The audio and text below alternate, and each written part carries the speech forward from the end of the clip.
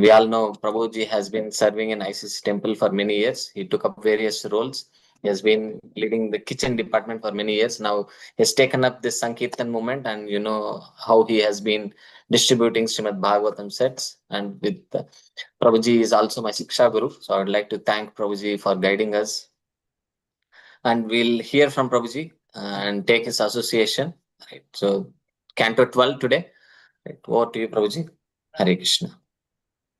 Hare Krishna. Thank you very much. Om Namo Bhagavate Vasudevaya.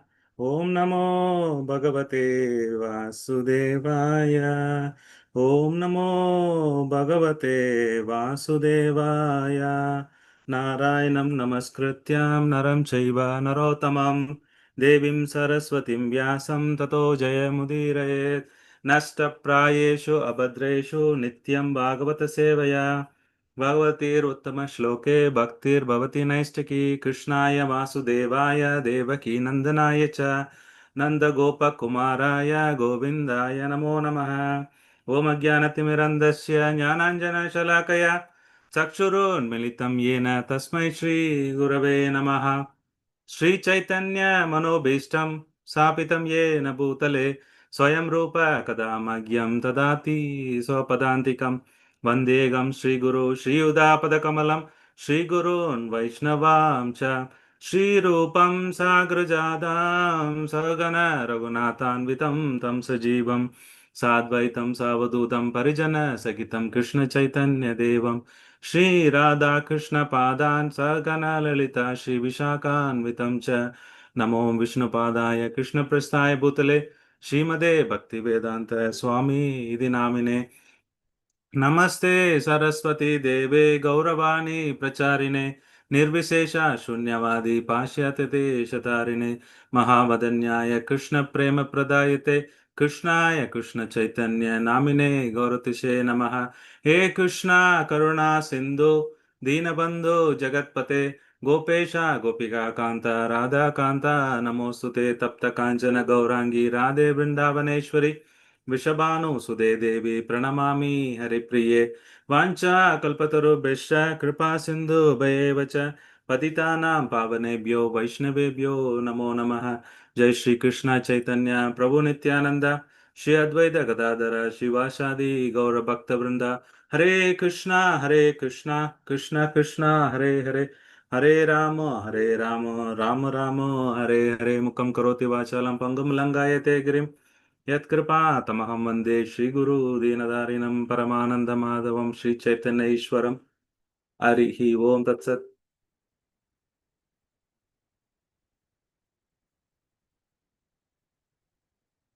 Hare Krishna. I welcome all of you once again for today's program, and today we are going to discuss on the 12th canto. Most of my session will be interactive, so you will see in between me asking lot of questions, interactions, your view. So please be interactive so that whatever we discuss, then it goes to our head. Otherwise, just patient listening, one-way listening. Yes, it is good, but it is beneficial if we can interact. Having said that, today, 12th canto is what we're going to see. So this is, I've taken most of the PPTs from Gauranga Darshan Prabhu because long back I've attended his seminar. So most of my, you see whatever I'm going to talk, some of them from his slides will be. So I thankful for him for giving this. So to start with the 12th canto, right? So this has 13 chapters. Srimad Bhagavatam, this is the last canto, but it has a 13 chapters. We see all of them in brief. All the 13 I will cover. Then if time permits, we'll do more glories of Srimad Bhagavatam. So the first chapter talks about dynasties of Kali Yuga. So in the previous chapter, we have seen they're explaining various Manu, first Manvantara to all the 6 Manvantras, various dynasties of sun, moon, Ikshvaku come from the sun dynasty, Ramachandra, moon, how Krishna came. But the beauty of Srimad Bhagavatam is that how many of you know this Chanakya? Can anybody? Okay, my first question is, when was Bhagavatam spoken? Roughly. Anybody in the chat? Unmute. When is this Bhagavatam spoken? How many years roughly? 5,000? Now, anybody knows, read history book, Chanakya Pandit or Chandragupta Maurya, right? What roughly, how many years? You don't need to be exact. How many years they would be from now? Bhagavatam, we know, Krishna appeared 5,000 years ago. Maybe you given they take here about 5,000, closer to the 5,000 years where this Srimad Bhagavatam was spoken. 500 years, Prabhuji. This Chandragupta Maurya, maybe. Yes, yes, Before Prabhuji. Chaitanya Mahaprabhu appeared, no, Prabhu, that time. Chanakya Pandit, you know. Okay. The beauty of Bhagavatam is Sukadeva Goswami telling about Chandragupta Maurya and Chanakya Pandit. After going away, Krishna is going away, who and all going to rule in Kali Yuga? He gives the prediction. He knows past, present, and future. And in this future, he's talking about these are the kings. You can see in this presentation, these are the names of kings, right? Sukadeva Goswami is telling. Especially, I don't know, you can see in the third row, there is Nanda real Kali Yuga starts, it says. So after some time, these kings they were degraded so much from Nanda onwards, it is so much degraded. Now, in this, you can see next to that, Nanda, from the third row, so third column, fourth or fifth one, Chandragupta I would have mentioned. That's the time Chandragupta Maurya. During that time only, our Chanakya Pandit dethrones the previous king. Then he establishes because he was not following the dharma. So like that, you can see some of the kings were killed by his servants, changing all these orders. Some Sudras started ruling it. And he gives the history of what is going to happen in Kali Yuga. Look at this Srimad Bhagavatam. We don't need to even read our history. Our history is here, including Chandragupta Maurya, even Ramachandra, Dasarada, and all those dynasties are, it is covering, and all those things are covered. Sorry, that was in different yuga. So here, most of the Kali Yuga kings, how they are, their lineage, how it is degraded, goes in detail. But in this chapter, there are two important sections we need to understand. One is that 39 to 40 shloka in the first canto, the qualities of the kings, how these kings will be. There will be barbarians. They will be disguised in the name of king, but there are cheaters, murderers. They cheat the property, other man's wife, erratic mood, something they talk differently, no character, short-lived. These are the some qualities of these kings, great kings who are going to come in the Kali Yuga. So Parishit Maharaj is listening patiently. The Kali Yuga is not yet started because when Parishit Maharaj still he was there, he controlled the Kali. We also seen in Bhagavatam.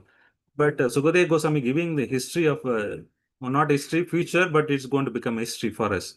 The citizens will be also imitate Yata Raja, Tata Praja. They'll also imitate the behavior of such a rulers, harassed by the leaders. So this world, the Kali Yuga would be. Then Parishit, then Sukadeva Goswami in the second chapter is talking about in detail, furthermore detail, Kali Yuga, how it is going to be degraded. After these kings are qualities he told, and he told in general how people going to suffer. In the age of Kali, Hare religion. Krishna, Prabhu. Uh, You share the other screen, Prabhuji. Not this screen. The other screen you need to share.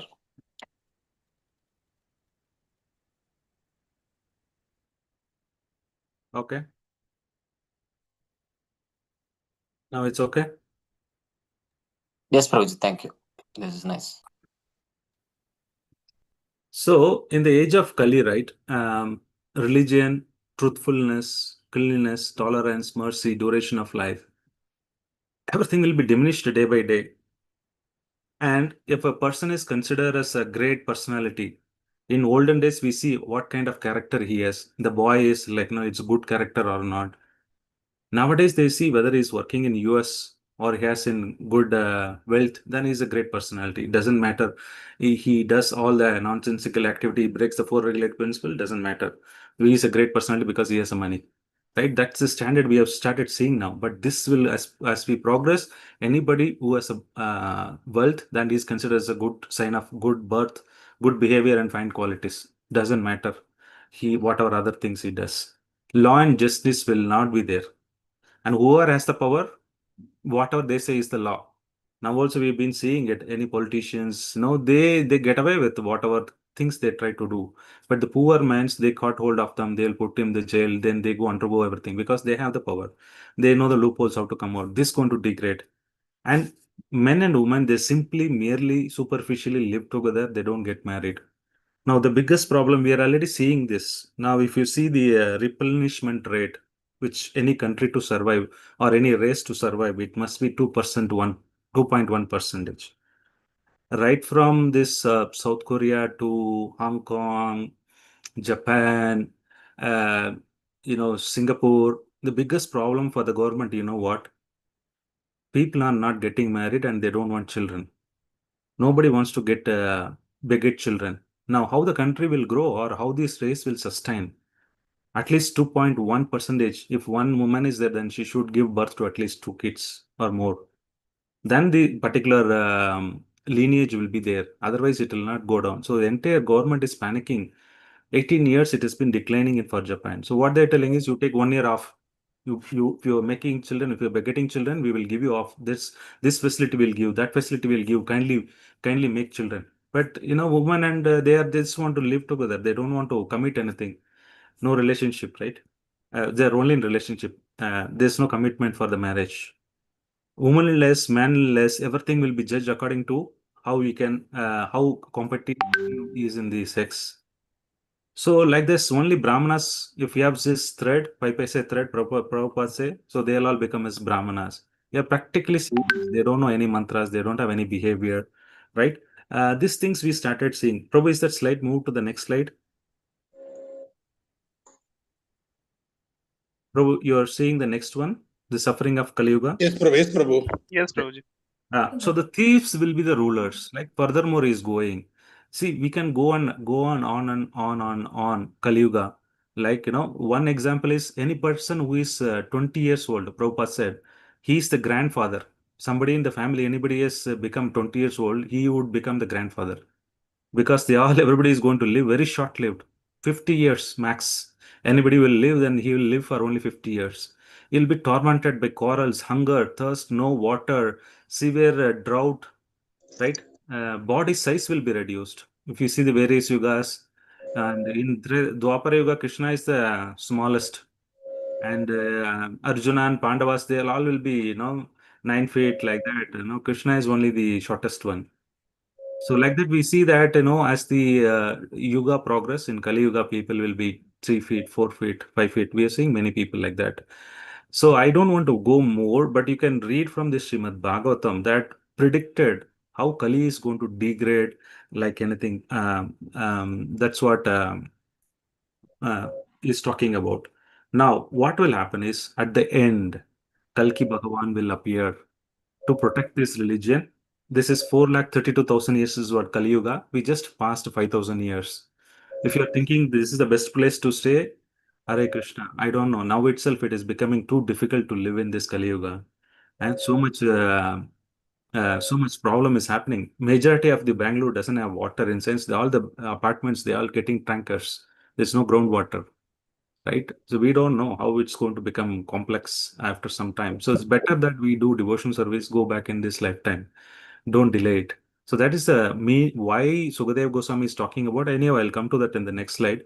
But the main purpose of this telling is not to scare, not to make a fear, but this is going to be the fact and better to follow bhakti. So this Kalki is going to appear, and Bhagavatam is so beautiful. It will tell which avatar, which place he will take, to who is his father, what is his address, what is his name, phone number, everything they will give. In Bhagavatam, it says there is a village called Sambala. A lot of people, just contemplate where it is in India. These are the places which we can't access or we won't be able to see. But there is a place called Sambala village, and Vishnu Yasa will be his father. So to the Brahmana, he would be born. He would be dressed as a king, like that in the picture what you see. Then with a sword, he would go. So what is going to happen is from his body, there a lot of fragrance is going to come. He's going to kill all the like how Parsuram killed all the Kshatriyas. He will also go and kill all the bad people. After that, he would from his fragrance of his body, everything will emanate, and people will peace of mind they will get, and they will move from Kali Yuga to Satya Yuga. So one time, people will say, "I am the Kalki Avatar." So one time, one person went to Prabhupada. Prabhupada, I am God. Prabhupada looked at him. Wrong question to the wrong person. So the right person, rather. So Prabhupada was looked at him. He want to, decide him to teach him a lesson. He said he called his disciple. Hey, God has come. Lord takes Chapan Bhog. I don't know what you guys to do. Prepare Chapan Bhog for the Lord. You are so happy. Oh, see, Prabhupada is treating me. God, Chapan Bhog, I'm going to get. Prabhupada was waiting. So he brought everything Chapan Bhog. And he told, God is there. God takes 3 plates of food. I don't know what you do. You should eat. All of them. They told his disciple, make sure he eats 3 plates of prasadam. He ate 1 plate. Second plate, he started murmuring, no, I can't eat. I don't want more. But his disciple know that what Prabhupada was trying to do. So he started putting more. Then he started telling openly. After some time, he started screaming, stop, I can't take it anymore. I have to go to bathroom. And Prabhupada said, no, no, no. You are God. God takes any number of plates of prasadam. You can't even control your bowel movement. What you will control? You has to take. And he was kept, no, no. Then finally he said, no, I have to run. And he ran to the, then he said, Prabhupada, do you accept you are God? You accept you are not the God. Then he said, yes, yes, I'm not the God. Let me leave now. And he ran into the bathroom toilet. So to the nature call. So then after that, Prabhupada said, lock the door from outside. Don't let him out. Then he called, why didn't you lock it? Now do you accept, are you God? You can't even come out of the bathroom. What kind of God you are? He said, no, no, I agree. I'm not a God. Uh, then I'm suffering in this material world. In fact, I'm suffering in this toilet. I can't come out. Please let me out.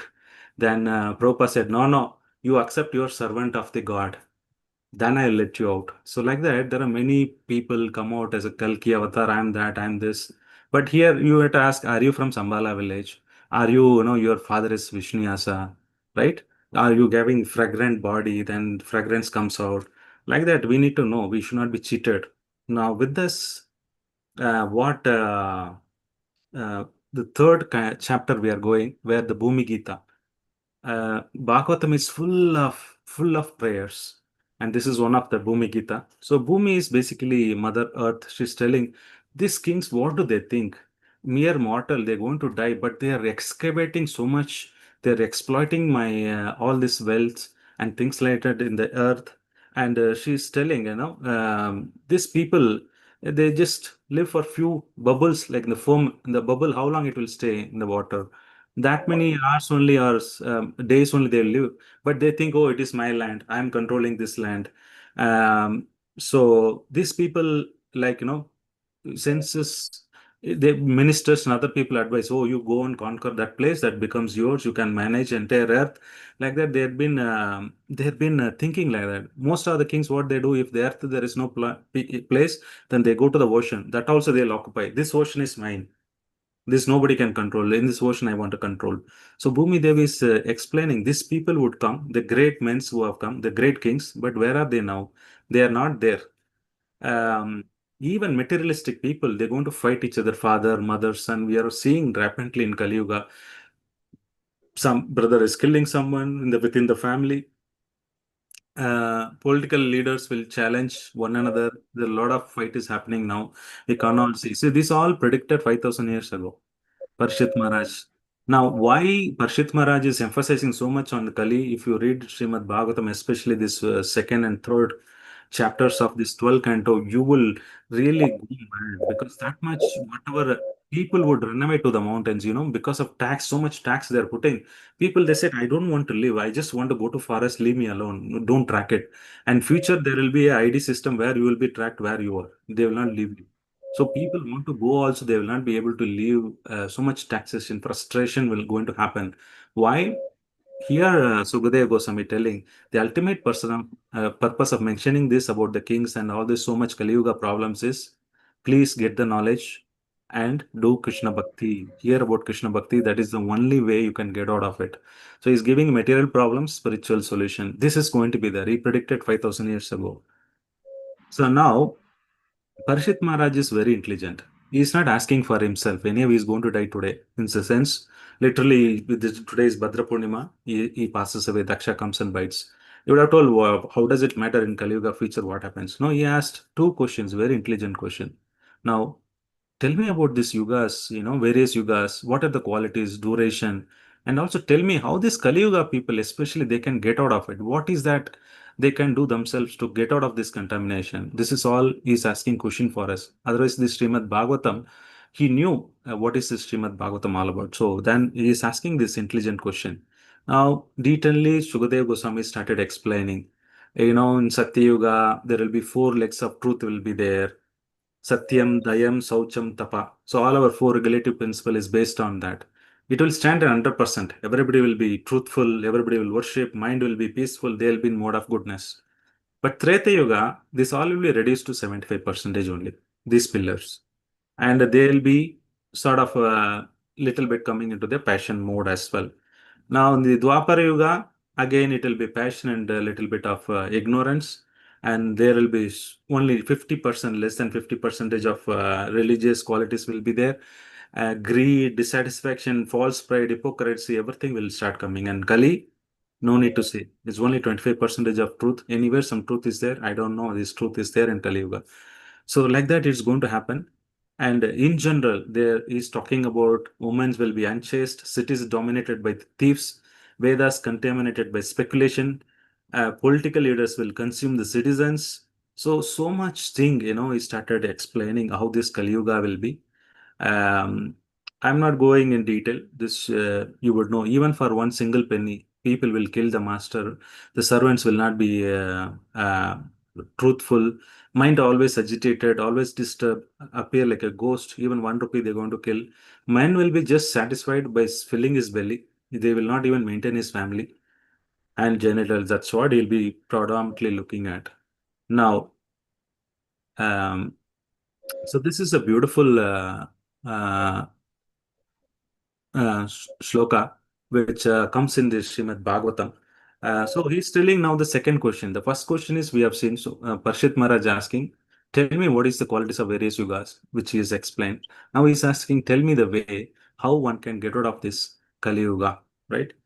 Yannamadeyam miriyamana aturaha patan sakalam va vishvasto grahan puman vimukta karmargala uttamam gatim prapnodi yakshanti na tam kalau jana. It says even unconsciously one utters the Lord's name. Yen namadeyam. One hour you chant his name at the time of death. Mariyamana aturaha. So he's telling that time, even unknowingly one chants, they will Supreme Personality of Godhead name, Harinam. That is the only way you can get delivered in this Kali Yuga. So Supreme Personality of Godhead will remove all contamination from the life one he fixes in his mind on his chanting of holy name, like Ajamila, how he chanted. That is the only way in the Kali Yuga. So this is the answer by Parshit Maharaj. So then the next one is the person hears, glorifies, meditates, worship, and simply offers a great respect to the Supreme Personality of Godhead. He will remove all the contamination in mind.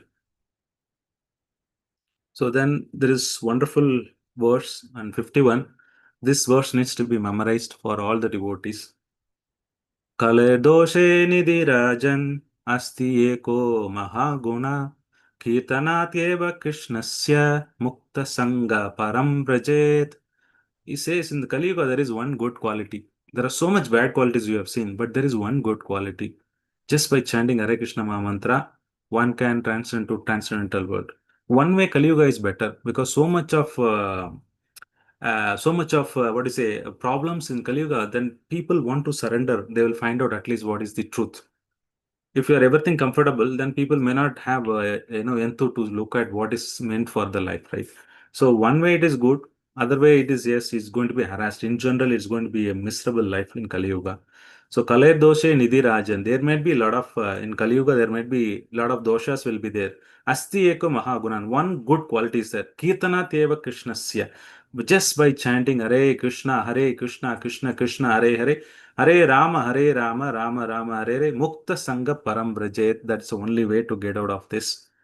So with that, the third chapter is completing. So first chapter we see Kali Yuga kings. The second chapter he started explaining exclusively how much people will be tormented. The third, Parshit Maharaj is asking what is the four yugas, how does it look like, and Kali Yuga, what is the solution? So he answered those questions. Now the next one, the next topic Sukadev Goswami is branching out is that on the 12.4, the categories of annihilation. There are basically four types of annihilation. So this is a little technical, but now you can stop me, ping me, ask me question if you're not able to understand.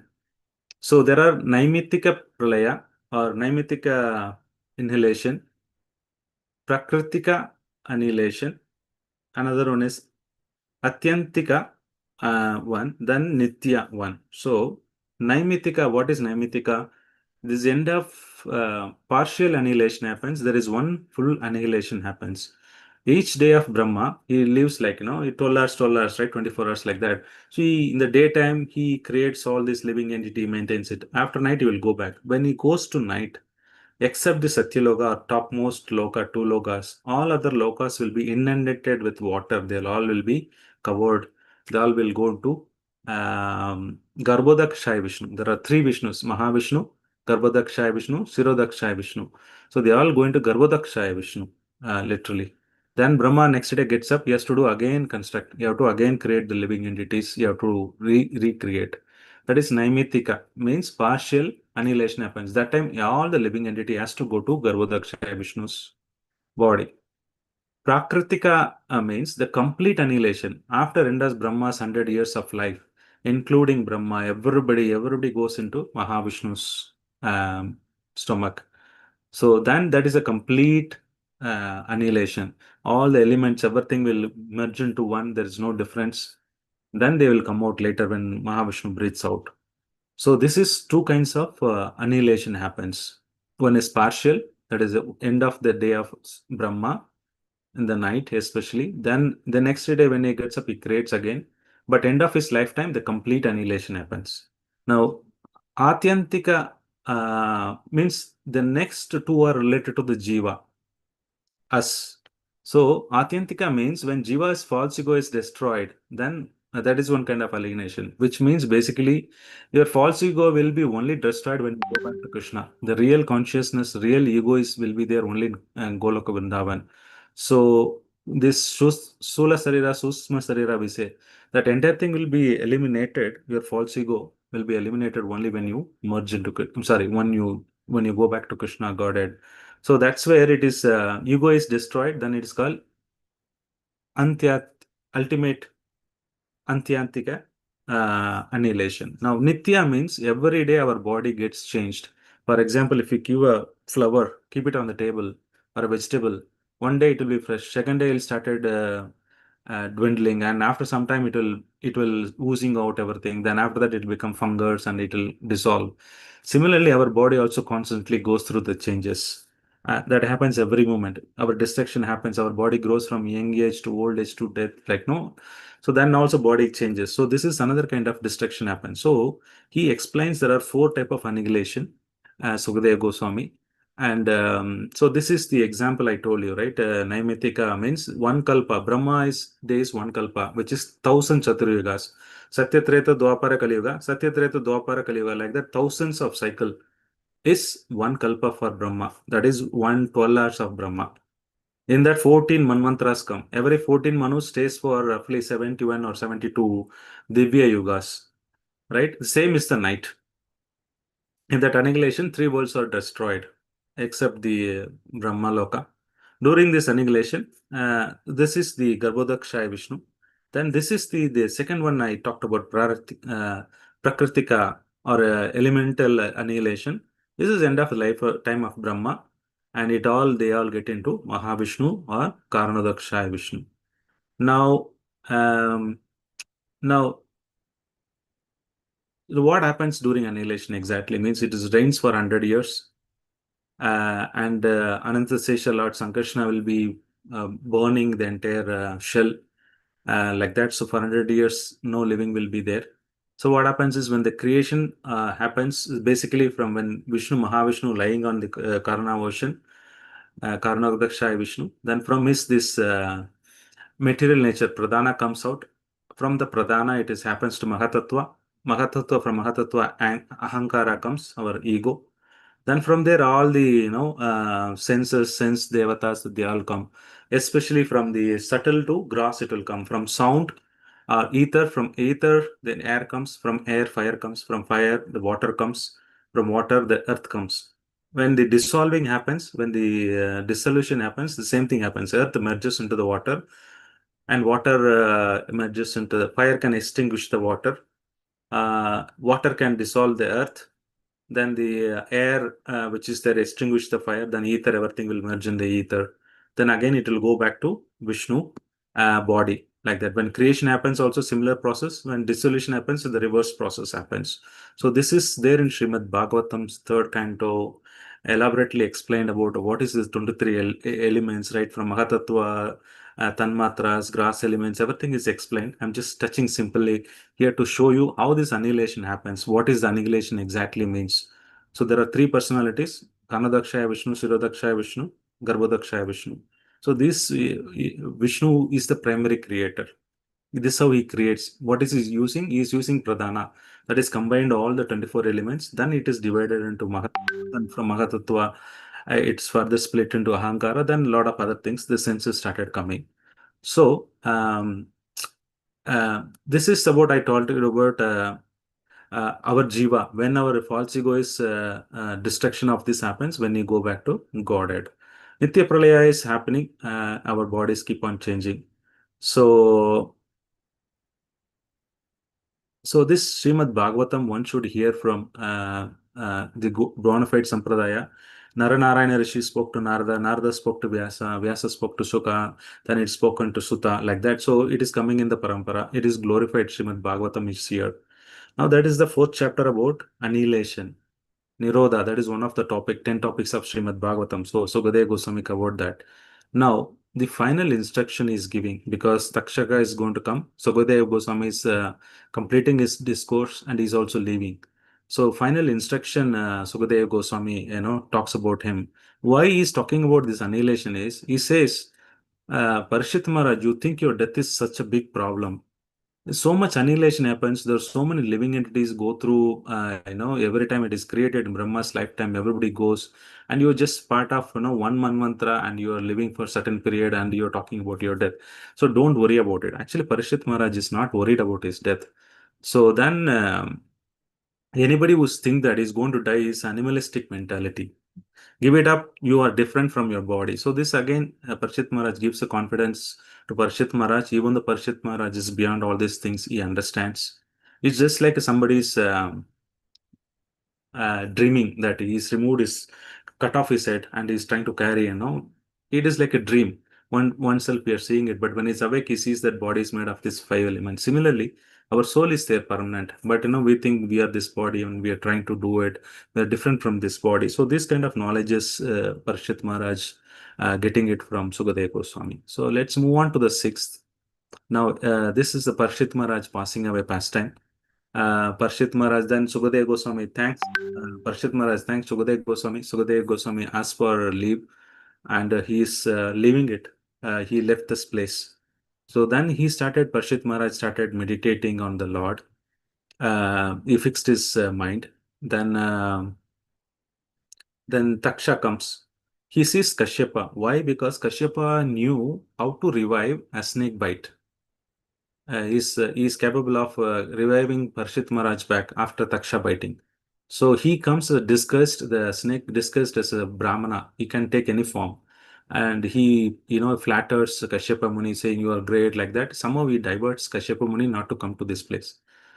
He comes as a Brahmana. Suddenly he takes his form of Taksha. You can see he puts a fire, flame, poison, so poisonous that, it will burn Parishit Maharaj. This is how Parishit Maharaj passes away. After hearing this, his son Parshit Maharaj's son Janamejaya, he got really angry. How can this snake can bite my father? Let me kill entire snake in the world. He started doing yajna. He called all the snake, let all the snake fall on the fire. So entire world, wherever the snakes are there, they are coming and burning themselves. Then he was asking why Taksha did not come. He's also snake. Then the Rishi told he's taken surrender of Indra. So Indra is behind him. So that's why he's not coming. Then he said, what is the big problem? Call Indra also to fall down in the, along with Taksha, let him he die in the fire. Then all the rishis and his guru, they all said, Janamejaya, what you're doing is wrong. Somebody, it's a destiny. One is Lord's will. It is all happened because of Lord's will. And you are responsible for your karma because you wanted to do it. You did something, then you got the punishment. The third thing, it is not your karma. You can't change these karmas and all like that. That's the will of the Lord. Then he understood. Then he pacified. Then he left. He stopped that kind of yajna. So then Sutta Goswami offers obeisances to Krishna, ending the Bhagavatam. Namo Bhagavate Tasmai Krishnaya Kuntaya Medasa Yat Padam Guru Dhyana Samhitam Adyagam Imam. So he says, I offer my obeisances to Krishna simply by meditating upon his lotus feet. I have been able to study and appreciate this great literature. Sorry, this is Sutta Goswami offering obeisances because he's still speaking in the Naimisharanya. So now why this is happening is now Sutta Goswami, Sukadeva Goswami already left. Now this session is narrated again in the Naimisharanya before Saunakari Rishis. And he's telling, he's offering prayers. Sutta Goswami saying, I offer prayers because of him, I could able to learn this literature. Because previously told, I learned all these Vedas, some things like that, great Samhitas and all I have learned. So the Saunakari Rishi is asking, you're told you learned everything. Can you please elaborate what is that Veda we have spoken exactly in the Vedas? What he edited? What did he do? Then again, he was talking about Sutta Goswami is talking to the Naimisharanya, Saunakadi Rishis. The Veda is like first initially Krishna has revealed this knowledge to Brahma. Brahma's forehead, a lot of Vedas hymns started coming. Then it's like a color bubbles. There are so many varieties of bubbles coming. But in Kali Yuga, it is very difficult. Even those days, it's very difficult to understand this. So Vyasadeva thought, let me put them in order. I divide them one Veda into four. Then he put Yajur, Sama, Atharvana Veda, Rik Veda separately. These are meant for like some of them are poetic meter. Sama is especially singing. Some are murmuring like you do chant mantra. That and all he compiled into one place. Rik, Yajur, Sama, something and all you worship, you do some mantra, how to do it. That is he compiled into separately. So he arranged all these Vedas into different bubbles and colors, right?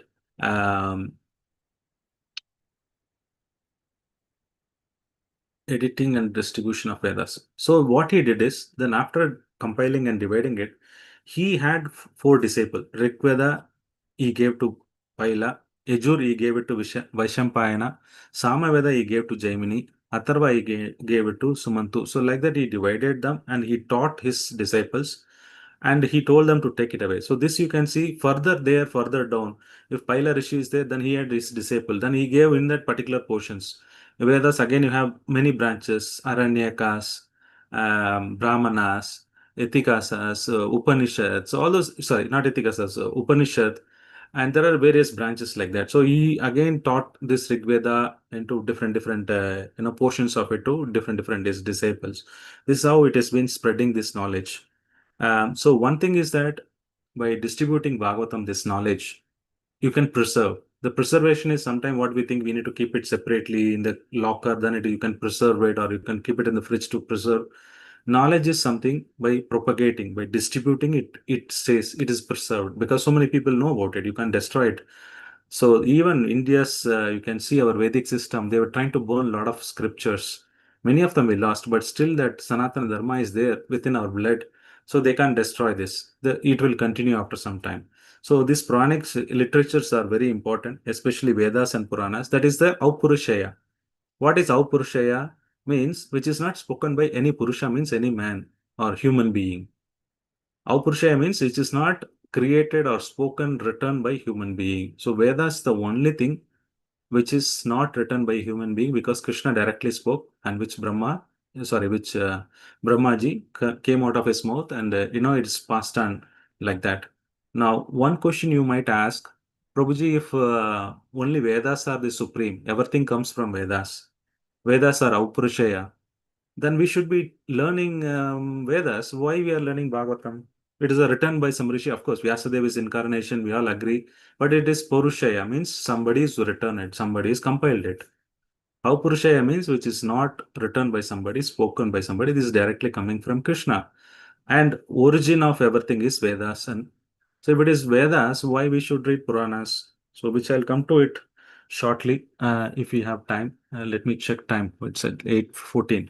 So let me quickly finish. Then so Sukadeva Goswami again telling any Mahaprana will have 10 topics will be there. These are the high level 10 topics will be there. Sarga, Visarga, Sana, Poshana, Uti, Manvantara, Ishanukata, Ashraya, Mukti, Nirodha. The Nirodha is what did, annihilation, we talked about it. Mukti is the liberation. Yesterday we would have discussed on the 11th canto. Ashraya, 10th canto is all about the Ashraya, taking shelter. Wonderful. Like that. So he's explaining this. These are the various shlokas in various places. It is there. Like 18 Puranas are there. Bhagavata is the topmost, which is in the Sattvic Purana. Other Puranas are in different Rajasic and Tamasic Puranas are there. So this is how it is divided. So Narada Rishi told Vyasadeva to compile this Bhakti, Bhagavan, Bhakta about the Bhagavatam. So these are the major Puranas. The Palashruti about 1 hour hears this chapter especially. One who listens to the narration of the expansion of this Vedas by Vyasadeva and his disciple will increase his spiritual strength. So this is the Palashruti of hearing this story. Now coming to the Markandeya Rishi. The chapter now, the topic changes to Markandeya Rishi. Another 2 chapters we'll see. What is that Markandeya Rishi doing here? So Markandeya Rishi is a great personality. He was doing tapas. Is so much tapas this is was austere for 6 manvantras. Across manvantras he was doing it. Meditation. So as usual, we know that he was very performing all the austerities. Even Indra bewildered because he thought, okay, in 6 manvantras somebody is meditating, he will be so powerful. Again, he sensed the apsaras and everyone, Cupid and all, but Markandeya Rishi was not conquered. Then that time is beautiful. Nara Narayana Rishi, they are coming. So it is this shloka talks about Tula Tau Shukla Krishnau Nava Kanja Lochanau Chatur Bujao Rao Valak Vilak Vikalambaro. So he is talking about beauty of how Naranarayana Rishi, they'll be white and blackish complexion, how they will deer skin, how they will have Janivara, Pavitra Pani. So how they would have wore that, then the water Kamandalu with the beautiful things they are coming. This is a description of the Lord. Now, what he asks to the Naranarayana Rishi is Markandeya is asking one boon. Markandeya, they were so happy. So Naranarayana said, Markandeya, you ask me whatever boon I will give. And he said, I want to see how the Mayas works, how is your energy works.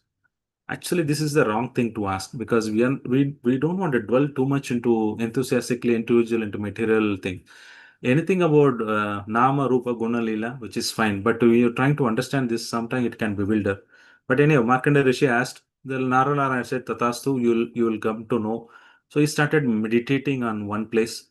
Then suddenly what happened is he realized that he is in the Pralaya. I told you about Naimitika Pralaya and things like that. It was completely inundated. He was in the water, struggling so much. There is no food, there is no people. He was hunger, thirsty. Then he was going, and finally found one beautiful boy, Krishna, in the Alila Krishna anta ಹೇಳ್ತೀವಲ್ಲ. So in this leaf, Krishna is just tucking his toe and tasting it. So Acharya says, why Krishna is doing that? Krishna thinks there's so many devotees, they're talking about my lotus feet. I don't know what is there in my lotus feet. Actually, I need to taste. Krishna cannot test his lotus because they'll say he's elderly grown up person. If he tests his feet, what will think? So let me become small child. Nobody will bother about it. So become a beautiful small child. And if you go to Puri, now also they'll pandas will say, this is the tree where Krishna was there. And Markandeya Rishi, you have seen it. So, or if you go to Navdeep Dham, Markandeya Rishi was doing all those things. Finally, came to Surabhi Kunj. Surabhi Kunj, Surabhi Mata gave a milk. Then in that place he is meditated. Now Deep Dham, Surabhi Kunj is another place. So the stories are still there. The places are there. You can still go and see. Now, what is happening is Markandeya Maharishi goes inside the stomach of this Krishna.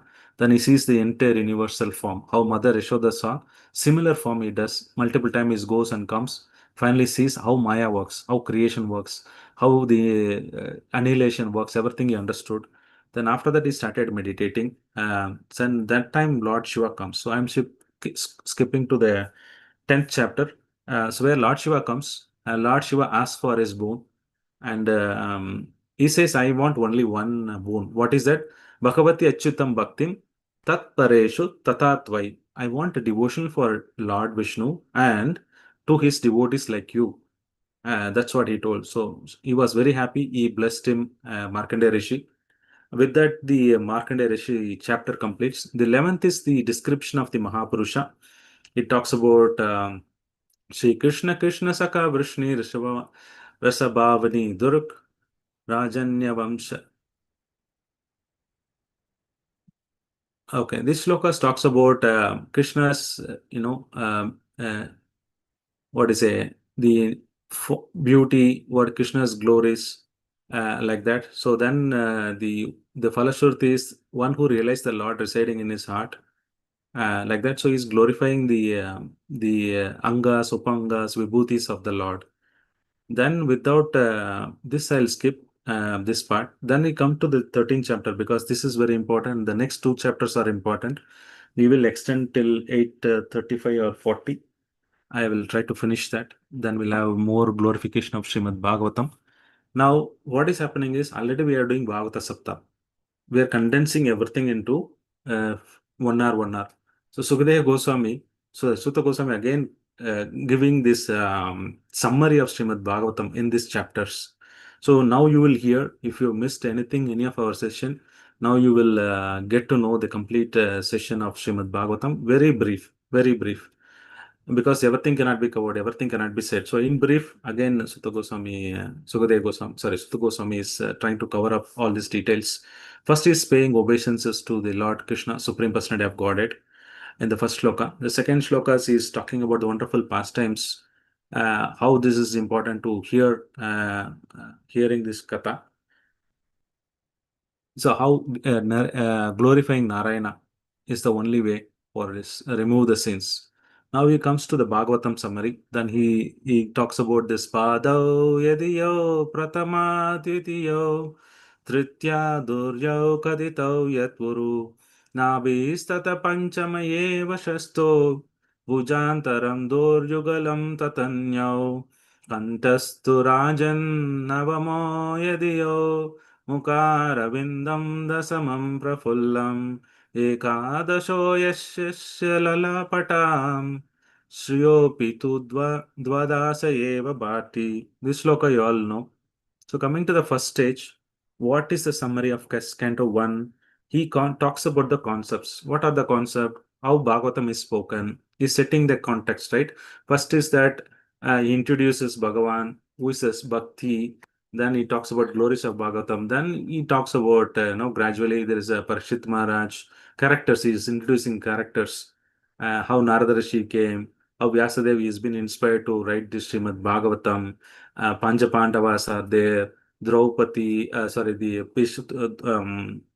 Kunti prayers, Bhishma prayers, introducing the important characters. Then after that, Parshit Maharaj, how he is born, how he got the curse. So he's telling the backstories as well. He's setting the context.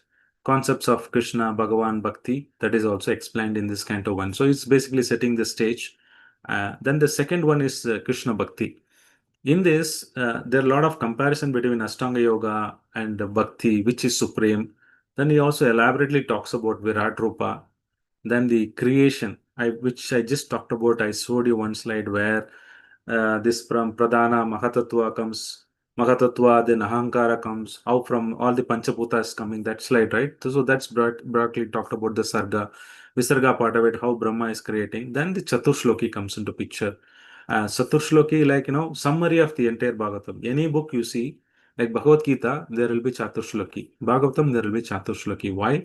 That will give Sambandha Videya Prayojana. That will give the summary essence of the entire thing. If you don't want to understand, then you can read those four shlokas and understand what is he trying to say. So this Chatushloki is the one which actually Bhagavatam is only Chatushloki. Only four shlokas Krishna spoke. That Brahma expanded. Then there is Narada Rishi expanded. Then Vyasa expanded. Then Bhagavatam is 18,000 shlokas now. But originally it was four shlokas from Srimad Bhagavatam that is expanded into this 18,000 shlokas. So this is the Canto 2 you would see. Then also this talks about the 10 aspects of any Mahapurana, which I showed you some time back: creation, subcreation, sthana, poshana, all those things, right? This Canto 3 talks about Sarga and Visarga, exclusively going into details of Sarga and Visarga.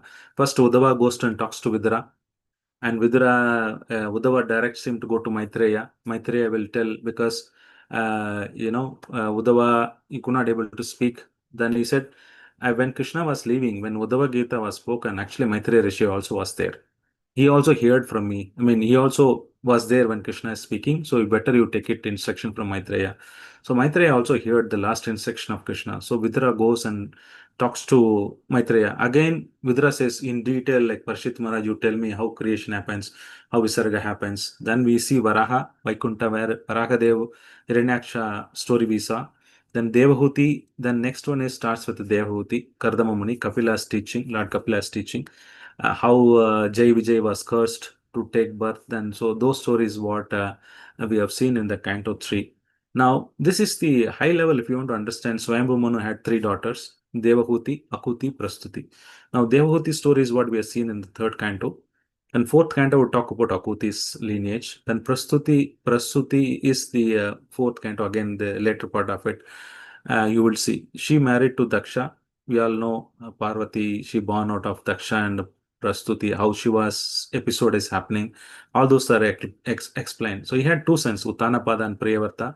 Again, Uttanapada later, 8th chapters onwards, it is Dhruva Maharaj story, Prechata stories. Then Priyavarta, then he was ruling, then Rishabhadev and Nabi, all those kings are come. That's what covers in the fifth canto.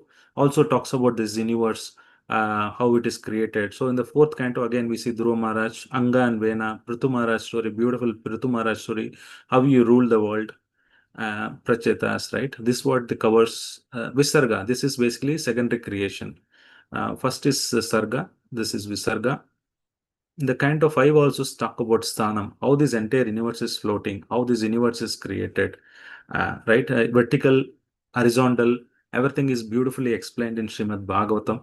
This is very technical subject as to how these nine islands are created. We say, right? What is it? Bharatavarshe, Bharatakande, Merohu, all those things, right? So how it is all done. That is explained beautifully here. And moving on to the sixth one is the Poshanam. Poshanam means how Krishna gives protection to the devotees.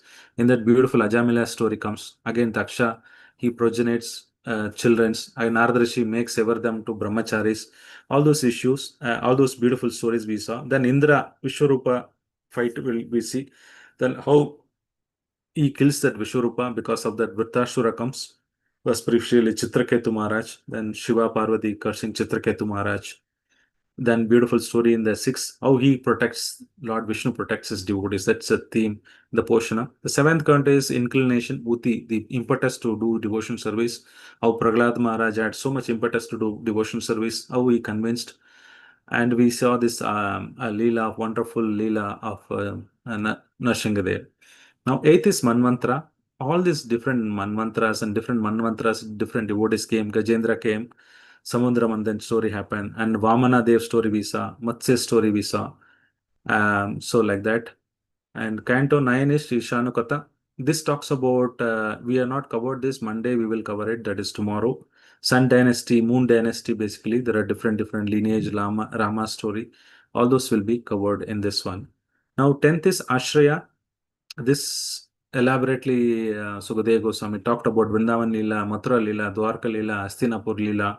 Elaborately, 10th canto of wonderful Ashraya. We have seen that. 11th canto is Mukti. Yesterday we saw that how Uddhava Gita, that is the biggest philosophical discussion in Bhagavatam. It has a big philosophical high-level philosophical concepts and Nimi Navayogendra dealings, how Krishna passed away from this material world, all those things are there. 12 we just saw. In this Nirodha, we saw quickly 4 Annihilation, how it covers. Then Kali Yuga, how it is, 4 Pralayas, how it is coming. Parshit Maharaj departed by Daksha, killed by Daksha, then Vedic division. Then Markandeya story we saw. Now glories of SB is what we are supposed to do. We so far covered all those things. So let me jump quickly and finish off this glories of Srimad Bhagavatam. Then we can take more question and answers. So we'll go in detail. We will spend some time because this is a wonderful to glorify Krishna. Yam Brahma Varnendra Rudra Maruta Shunvanti Divestavair Vedai Sangapada Kramopanishadair Gayanti Yam Samaga Da Dhyanavastita Tadgatena Manasa Pashyanti Yam Yogino Yashyantam na vidu suragana deve tasmai namaha. So, in this first glorification of Srimad Bhagavatam, it is said that the demigods are praising Indra, Varuna, Maruta, they're all singing glories of the Lord. Vedai Sangha Padakrama prayers. So, all these Vedas, chanters of Vedas, always singing about the glories of the Lord. And Dhyan Avastita means the yogis who are meditating, they're all meditating the mind, the Lord Krishna only. Asuras cannot find his limits. So, this is the wonderful shloka talking about this Bhagavatam. It's all about talking about Krishna only. There are other Puranas, some topic it will deviate, but any chapter you pick up, any topic you pick up, Srimad Bhagavatam will talk about glories of Krishna only constantly. That's what Narada Rishi told to him to write. Now, this is another second shloka is very beautiful. So this is talks about glories of Krishna, right? I'll tell you this wonderful story. Now, what is happening is this story would have seen Chandan. They're churning the ocean, right? So Devatas went, "Oh Krishna, Pahimam, please help us. What to do? We need nectar." So he said, "Yeah, yeah. Use the you go and churn the ocean, then you will get nectar. Then you can use it." Then all the devatas went happily. Then after going this ocean, they realized, oh, how do I churn? What I don't have anything. Then they ran back again. Oh, Vishnu, Vishnu, please help us. Now what he said, we don't know how to churn. What is the rod? How do we use the rope? We need something. Big ocean. We don't have anything. He said, use mantra and the Vasuki is the rope. Mantra mountain, you can put it and churn. They said, okay, thank you, thank you. Then they all went again. They took Mantra mountain and they put it in the ocean, started churning. But what happens is there is no vertical stability. It was sinking down. It is just floating, right? Mountain, you can't do anything. They're trying to hold and they could not able to hold. Again, they ran. Now Krishna said, what is your problem now? He said, we have put the mountain, but there is nobody to hold it. It is sinking inside. He said, okay, let me take Tata Ice because my back is itching. And now it may be nice. It'll Mantra mountain you put me on my back, my itching will be over. So he takes this Matsya avatar, sorry, Kurma avatar, the tortoise avatar. Then they put the mountain on this, and Vasuki was getting heat. Then there should be rains come. Again, they asked Vishnu. Then Vishnu had sent some rain. Now they were churning, but it is tilting horizontally, right? The bottom support is there, but it was tilting sidely. Then again they ran to Krishna. Krishna, what is that? He said, now what is the problem? I given the mantra, I given the idea. Then I asked you to put the mantra mountain Vasuki and I gave, and you were not able to hold the mantra mountain. Now I've taken the tortoise avatar. Now what is that you want? Then he said, no, this mountain is tilting sideways. You have to help. Then he took us a Ajita avatar. He said, I'm Ajita, I'll come. With thousands of hands, he was holding. This another avatar. Then they were churning. Then again, there is a big problem. What? Visha came out. Again, they went to Vishnu. Vishnu, now there's so much poison is coming. It is spreading everywhere. You have to help. He said, everything I'm doing, he only gives the idea. He only gives the mountain. He only holds them. He only holds them in the top. I don't know what Devatas and the demons were doing. So again, you'd say, okay, let me call Shiva. Everything I don't want to do, at least let me, my devotee can get the name and fame. He called Shiva to do that job. Then again, the nectar came out. He came as a Dhanvantari. Then there is a fight between Devatas and demons. Again, he has to come as a Mogni Murti. This one avatar, no, many avatars are covered. Tata's avatar, Ajita avatar, and he, covers as the Dhanvantri, Mogini avatar, so many avatars in this. So everything is done by such a wonderful Krishna. So that's what is glorifying. That Bhagavatam is talking about these avatars. So again, he explains in detail. There are Puranas are there. Bhagavatam is only 18,000. Only in this planet, Bhagavatam is 18,000. If you go to different planet, it may be 1 lakh. So this is the smallest Bhagavatam we have. This itself we say, oh, 18,000, so much big volume. Somebody sees the book, they'll say, I don't want to buy because so much I can't read. But this Bhagavatam is very simpler. And for us, he knows only 18,000 shlokas. But if you go to other planetary system, it will be 1 lakh verses or something. So Bhagavatam is huge. But here, you just give a count of all the Puranas. 4 lakh verses is there, out of which 18,000 is our Srimad Bhagavatam. Okay, and today is Bhadra Purnima. Anybody who gifts, they'll attain the supreme destination, which has been beautifully explained, glories of Srimad Bhagavatam. So now there is a beautiful shloka on 14th, 15th, 16th. We'll spend some time. So he says, Rajante Tvat Anyani. Till Bhagavatam is spoken, other Puranas seems to be very good. Oh, so much information is there. But wherever there is a Bhagavatam Purana is discussed, they will know the glories of Srimad Bhagavatam. One who has felt satisfaction in Srimad Bhagavatam, essence of Vedanta, will never attracted to any other literature. Once you started reading Bhagavatam, with Vedanta Saramhi, Sarva Vedanta Saramhi, Sri Bhagavatam, Yishyate, Tadrasamrita Triptasya Nanyatra Shyaprati Kavchet. So he's telling Sarva Vedanta Saram is you don't need to go anything else. Nimmaganam yata Ganga Devanam Achyuto yata Vaishnavanam yata Shambhu Puranam idam tata. When you say rivers, Ganga is topmost. When you say Devanam Achyuta yata, Vaishnavana means Shambhu is topmost. Similarly, any Puranas you take, then it is Bhagavata Purana. So like that, is glorifying spotless Purana. Srimad Bhagavatam is the Amala Purana.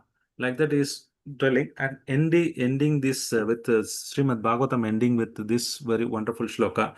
Nama Sankirtanam Yasya Sarva Papa Pranashanam Pranamo Dukkha Sam Samanastam Namani Harim Param. So he talks about the glories of chanting of the Nama Sankirtan. So the end of conclusion words in Srimad Bhagavatam is that what you need to understand is this chanting of Hare name, holy name is the topmost. So this is the glories of Srimad Bhagavatam. So I was talking about there are many prayers, hundreds of prayers are there. These are some of the key important prayers which we can recite, learn, and do that. Now, I was asking beginning of the session, right?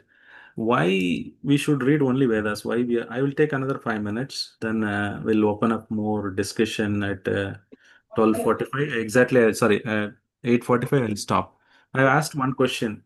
Prabhu, it is Vedas. It was originally spoken by Krishna. There are other things which are written by other people. So why should we not reading Vedas? Why we are not giving importance to Vedas? Why Bhagavatam? Why you are promoting Bhagavatam? Why you are not promoting Vedas? That is also important. Everything comes from Vedas. That is the basis. There is everything has come from Vedas.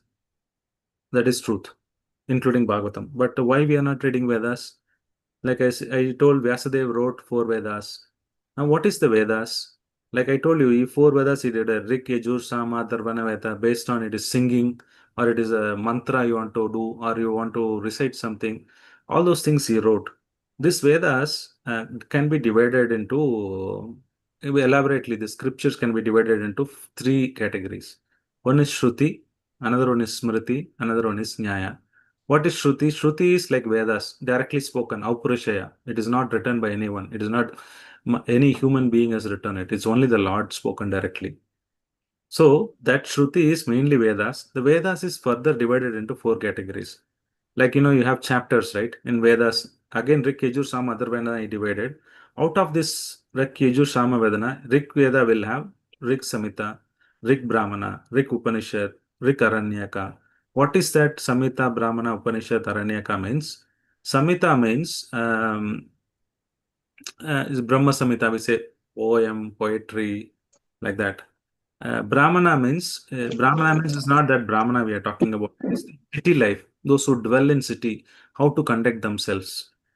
And then the Aranyaka means those who dwell in the forest. In the olden days, except the king, the Kshatriyas, so the gurus, Brahmanas, and the students, Brahmacharis, and Vanaprastha, and Sannyasa, three of them will live in the forest. They don't live in the city. Only Grihasthas used to live in the city.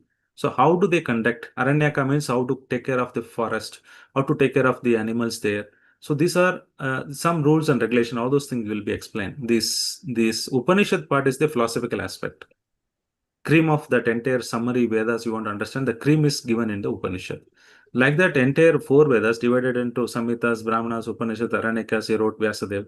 And then Smriti means based on Vedas, somebody writes Ramayana, Mahabharata, Etikasha, Kavya. There are a lot of Vedangas they would write. Nyaya is something called why I need to do it. So the Nyaya is the logic part. Why part of Smriti is like how part of the knowledge, and Shruti is what. What is that? Then how? That is Smriti part. Nyaya is logic. So again, there are so much Rigajur has this many branches, so many things, but most of them have been not available. Now this entire Vedas are lost. It is not there. One, it is very difficult to get. Second thing is that it is written in 6% of only Vedas are available. Second thing is the Vedic Sanskrit. Probably if you study for 50, 60 years, then you will be able to read Vedas. Now we live only for 60, 70 years. That much of Sanskrit I have to learn. Definitely you can understand. Vedangas is important. If you want to understand Vedas, then you should study this Vedangas. Then you can go to Vedas. That is about grammar, how to form the sentence, all those things, right? Unless you learn Vedangas, you can't do it. So even slightest mistake, then it will change the meaning that we see in Vritrasura story. So that way, Puranas are very important because Purana means it's complete. That is also called fifth Veda. Prabhupada says it's one of the fifth Vedas. One is that 90% of the Vedas available, original. It is in very simple Sanskrit. Prabhupada translated for us, even still further easy for us to read it. All Acharyas translated from Sanskrit. It is in the story form. We are telling so many stories every time. That story, this story, Bhagavatam, it's a wonderful story form to read. Poor memory, because in the Kali Yuga I can't read it. So it's better to imperfectly study Vedas than study Puranas. Important because it's another fifth Veda.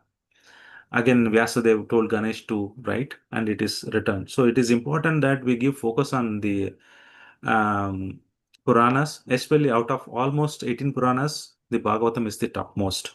Otherwise, Vedas you can't read. You need to learn a lot of Sanskrit, and it takes a lot of time. And only 60%, 6% is available.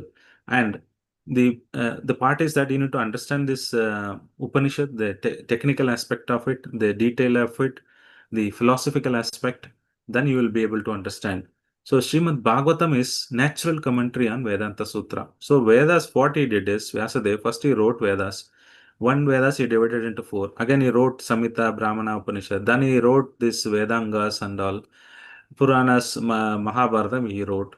Then he took the Upanishad, essence of it, he made it as a Vedanta Sutra. What is Vedanta Sutra? Now a plus b whole square equal to something, some formula will be there. No? Similarly, he created a lot of sutras. This is how it will look. Adato Brahma Jignasha is one sutra. Anandamayo Bisha. So these are some of the sutras. There are more than 500, 600 sutras are there. That is the essence of Vedas. So Srimad Bhagavatam is the natural commentary on those sutras. Means if you read this Bhagavatam systematically, or it is natural commentary means it's not on the order sequence. Okay, 10 one sloka, one sutra, then explain. No. It is natural commentary means you taken the essence of this Vedanta Sutra, which I showed you. That's the essence of the Vedas, and it has been explained in Srimad Bhagavatam. And other thing is that glories of Bhagavatam is that Matsya Purana talks about Srimad Bhagavatam. Skanda Purana, if you take, it will glorify. Padma Purana, it will glorify. Garuda Purana, it is glorifying. All other Puranas, they glorify Srimad Bhagavatam. That's what you see. So this is most important than others. Why? Because every Puranas glorifies Srimad Bhagavatam. First one, it is the natural commentary on the Vedanta Sutra, which is the ultimate thing which Vyasadeva gave. That is the only Vedas portion which we can take it. And many acharyas, any sampradaya, right? If they come, they write commentary on the Vedanta Sutra. Sri Bhashya, Ramanujacharya write Sri Bhashya, Shankaracharya wrote Shankara Bhashya. They'll talk Vedanta Sutra. That is the ultimate because that is Aupurushaya. That is, sort of essence of the Vedas. Then they would write commentary on that. That's what they would accept. So anything you want to understand philosophically, you need Shruti, Smriti, Nyaya. Now, Srimad Bhagavatam falls under this category. Ishopanishad, for example, Ishopanishad we say, Upanishad. All the Upanishads are Aupurushaya, that is all spoken or revealed by Brahma. That is not written, so right? Then Bhagavad Gita is Smriti and Shruti as well, because it's directly spoken by the Lord. Of course, it is written part of Mahabharata, so you can say Smriti as well. But Nyaya, Bhagavatam is talks about this Vedanta Sutra, natural commentary on the Vedanta Sutra. So in order to understand complete Vedas, then you need to, we can take these three books, Prabhupada, which kindly translated, and we can read this and get our benefit. So with this, I would stop here. Why it is important to read Srimad Bhagavatam? It has the entire thing. There is nothing outside you need to know because all the Puranas glorify them. It is the natural commentary and Srimad Bhagavatam is natural commentary and the Vedanta Sutra. All the work which is done by Vyasadeva finally boils down to this Srimad Bhagavatam, which he wrote finally. So with this, I would stop here for any comments, questions, or reflections. With this, we complete 12th canto of Srimad Bhagavatam. Hare Krishna.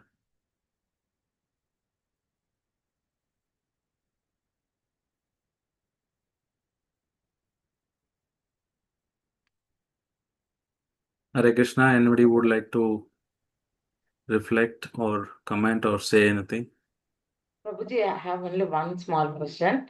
Yeah. You said this one lifetime of Brahma, like 1 day of Brahma, day and night. Hmm. How we will know that our Manmatra or whatever present is it's the day of Brahma or night of Brahma? How can we know that, Prabhuji? Yeah, exactly. Now, Brahma's time, if you take and watch, it is morning 10 o'clock. And he's 50 years completed. Tridya Prapte. So now, if you see in the mantra Sankalpa, we take, it's the second part of Brahma, we say what it means 50 years he completed. Now, we have said 14 manvantras, right? 7 manvantras is running now. 6 manvantras over. See, Bhagavatam is all about that's what manvantra, right? He's tells which manvantra what happened. Prasuti came, this personality came, Durva came. So he was explaining according to the Manus. Now it is on the 7th manvantra and it is 50 year just completed. He's starting the 51st year and it is the morning, you can say, Krishna has just come. Krishna comes in the 18th or 19th, the Divya Yuga. So there are so many Divya Yugas are there. So with that calculation, if you see, it is approximately in the morning for Brahma now. Thank you, Prabhuji. So that's what it is like now. By the time he does his Gayatri, there are so many people died, so many more kings would have come and died because his time is quite long. He just by takes his water and comes back. By the time you see there is entire many generation, hundreds of generation would have born, died, born, died, born, died. So his time is quite long. It's very difficult to understand.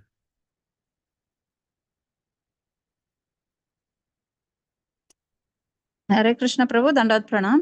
Dandavat Pranam. Prabhu, nice class, Prabhu. I have one question. As you are telling, like each and every yuga will die, the soul again will be born. Prabhu, according to our whatever we have done sinful activities, prarabdha karma, so this one it will continue according to the this one, Prabhu, yuga also it will continue or what? I'll tell How you. it acts, Prabhu? The Yes. sinful activities, what you have done, I prarabdha don't want to karma. touch this. This is a topic on its own, but you asked. Let me answer it. Yes, Prabhu. This is very important. Okay. This chart, generally I'll do it for 2 or 3 sessions minimum. Now, what you need to understand is that, like, simple example, if I want to give, you have a chapati atta. You can make dosa, sorry, you can make a puri, you can Yes, make Prabhu. paratha, you can Yes. make a pulka, but the matter is same. Similarly, pradhana is what is three. There is no modes and active. It is pradhana is all the jivas. You can see svabhava, karma, kala. Those Mahavishnu, when it is not a manifested form, this Pradhana is where Vishnu will look at it, glance it. The glancing is nothing but the Shambhu. So Vishnu does not correctly come and touch with the material world. He does through Shiva and Parvati. The glance of Vishnu is technically called Shambhu. Shambhu touches Parvati, Maya Devi. Then he impregnates this Pradhana into Mahatattva. So the Pradhana is the unmanifested form of all the living entities plus their karma. It will not go anywhere. Your karma will be there. And svabhava means your behaviors or activities. All those things will be there. But it is an unmanifested form like atta. Then what happens is it takes many, many years with Mother Parvati's help. When he glances through Mahavishnu, glances through the Pradhana, it is an unmixed state, right? That's what we say. Then it becomes slowly the jivas want to come, they want to see, they want to get their body. So Mahatattva is where many years, including Mother Parvati and Shiva's help, the jivas try to come out. Once they are ready to come, that's where Brahma comes into picture. Brahma says, okay, you will have Kashyapa and many other rishis, you will have his son, then he say, go and progenate. Somebody's create reptiles, somebody create human beings, somebody creates a plant system, somebody create animal based on the subhava, your karma, and the time factor starts. Till then, when the time factor is not started, there is no destruction, creation, and all. So the Kala factor, as soon as it comes, then the Mahatattva is manifested into this 24 elements. Then it will start developing one by one. Ahankara will come. Then your mind, intelligence comes. Then the senses are created. For the senses, there is a devatas are there. The devatas are the created. Again, this Panchabhuta is created. Air, fire, ether, all those things start manifesting one by one, one by one. Then once all these things are ready, then our Brahma comes. Then he creates various living entity based on their previous karma. Then they get their body. Again, they'll accumulate birth and death, punarapi manaram, punarapi jananam. So this cycle goes on. This is how the creation happens. Prabhu, this and all okay. So as we surrender to Guru and Krishna, when we practice this and all, what and all Guru says, then what exactly happens, Prabhu, for the soul? Okay, we are in Krishna conscious. So what is the next? Unless you become a pure Vaishnava, I cannot go back to Krishna. So that's why it's very important. Even you have one desire to eat half gulab jamun, you have to come back, Prabhupada says. So we all know in Bhakti there are various stages, right? Anartha Nivatti, Sadhu Sangha, Bhajana Kriya, right? We go up to Prema, Bhava, right? Ideally, everybody should to that stage, Bhava, Prema stage. We say Jadabharata Maharaj, Bharat Maharaj story. Yes, Prabhu. So, but Prabhupada told, I don't know, if we think that standard, then probably we'll not practice Bhakti. It is too much standards, right? But Prabhupada told, chant sincerely 14 rounds, follow for relative principle. I'll open the back door. Front door difficult. Back door option is there. So anybody takes Bhagavatam seriously, does sincerely for regulative principle, follow for regulative principle, and read, chant, then there is some chances, because Prabhupada told, because Acharya would not tell. So that's the only hope. That's the only hope. But if you read the standards of Bhakti, right, it's quite high. Quite high. Jai Srila Prabhupada. Thank you, Prabhu. Only shelter is Prabhupada. All the Anartha Nivritti should happen. The Nashakti, Ruchi, Bhava, Prema, like 24 hours, you would be chanting, you will be crying, and you don't want to do anything. That state you come, then that is the Bhava Prema stage. And you would see Krishna face to face in Prema stage.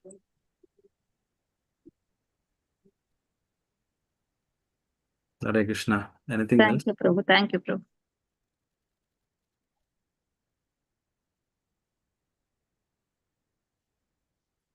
If not, we can wind up if there are no questions. Thank you very much for your patient hearing for so many sessions. One more session. Please try to complete tomorrow. With that, Bhagavata Sapthaha will come to a logical conclusion. Of course, there will be more information will be passed on if more sessions will happen. You can join us, but kindly join tomorrow as well. Thank you very much. Hari Bol Prabhu, Hare Krishna. Hare Krishna. Thank you, Hare Prabhuji, Krishna. for the wonderful class. Just one thing, as we know, Srimad Bhagavatam is written after all the Puranas when Vyasadeva was No, wrong. That's wrong. Vyasadeva, when he wrote Vedanta Sutra, after that he wrote Puranas. The Puranas mean all 18 Puranas he wrote. And when Narada Rishi told to write, he recompiled it. And because how, if it is Purana was written later, how Matsya Purana, other Puranas telling no, Bhagavatam is supreme. If somebody is not written, how can the other Puranas say it is supreme? You're getting my point. Other Puranas are talking about it. Bhagavata Purana was written it later. You can say Vyasadeva wrote it later. But how other Puranas are referring to Bhagavatam? Yeah, that is why my That question. it is recompiled. Then now you see that Parishit, now another story comes. When Vyasadeva Sukadeva Goswami conversation happened, Suta Goswami was sitting and hearing. He was disciple of Sukadeva Goswami. After 200 years, he goes to Naimisharanya. In the Naimisharanya, he talks to Saunakadi Rishis. That is also put it in the Bhagavatam. Now in the Bhagavatam also we talked about Saunakadi Rishi and how Naimisharanya the conversation happened. Conversation inside conversation. So which means that it is recompiled. And brought this and made it as like this. So 18 Puranas there always. It is not that he compiled it at the later stage. He would have modified it or he would have recompiled it. That's how you should understand. Okay, Prabhuji. Thank you so much for the class, Prabhuji, for your enlightenment. Thank you so much, Thank you, Prabhuji. Prabhu. Hare Krishna. Thank you. Dandavat pranams. Understand. Let's all unmute and then chant once for Gaurchandra Bhakna Prabhu spiritual progress. Hare Krishna, Hare Krishna, Krishna Krishna, Hare Hare. Hare Rama, Rama Rama, Hare Hare. Hari Thank Bol you. Prabhu, Dandavat Pranam. Thank you for your Thank you, wonderful Prabhuji. class. Hare Krishna. Thank you, Prabhuji. Thank you, Prabhuji. Hare Krishna. Dandavat Hare Pranam. Krishna. Thank you, Prabhuji. Prabhuji. Dandavat pranam. Hare Krishna, Prabhuji.